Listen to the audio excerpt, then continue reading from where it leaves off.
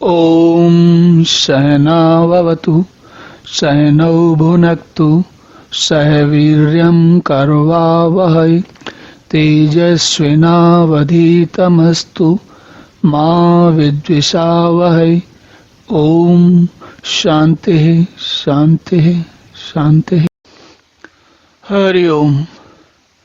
तो अब भगवान आगे कहते हैं, ध्यानेन आत्मनि पश्यन्ति केचिद आत्मानम आत्मना अन्ये सांख्येन योगेन कर्म योगेन चापरे। तो यहाँ पर एक बार फिर से वो बात आई है जो कई बार भक्तों में या साधकों में आपस में ये चर्चा चला करती है। कौन सी? कर्म योग की, सांख्य योग की या ज्ञान योग की और ध्यान योग की।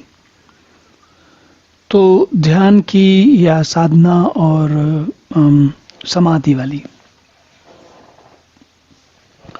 तो इसमें चर्चा क्या चलती है? चर्चा ये चलती है कि साधक लोग अलग अलग अपनी प्रवृत्ति के अनुसार काम करते हैं और उनमें अधिकांश यह चर्चा होती है कि कौन सा साधन श्रेष्ठ है।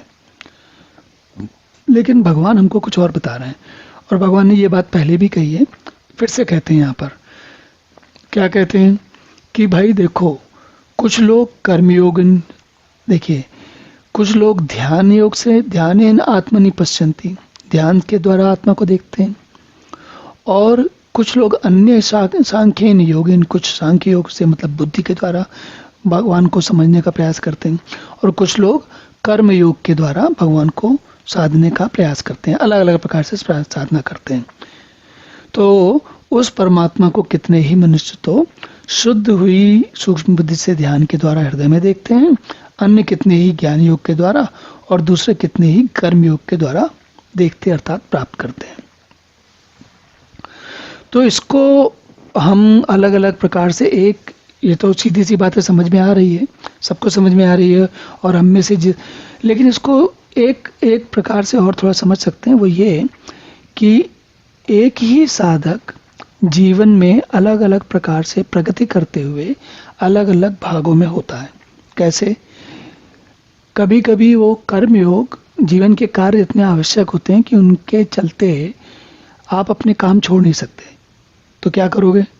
ज्ञान योग के लिए समय नहीं, क्योंकि ज्ञान के लिए जो बुद्धि चाहिए वो रोज के काम में लगी हुई है।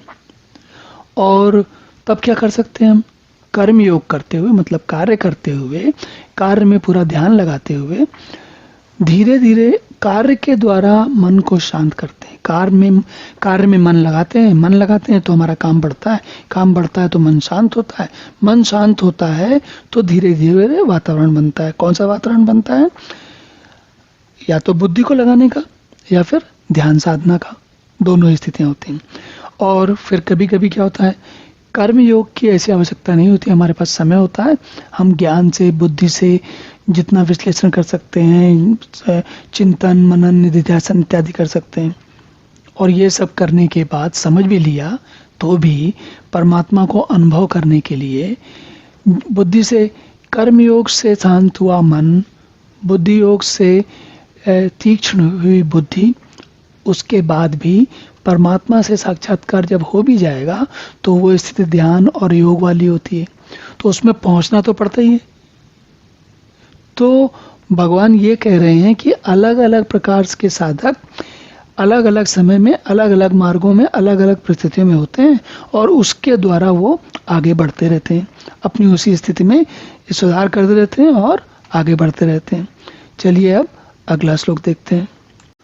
ओम पूर्णमदः पूर्णमिदं पूर्णात् पूर्णमुदच्यते पूर्णस्य पूर्णमादाय पूर्णमेवावशिष्यते। ओम शांति शांति शांति।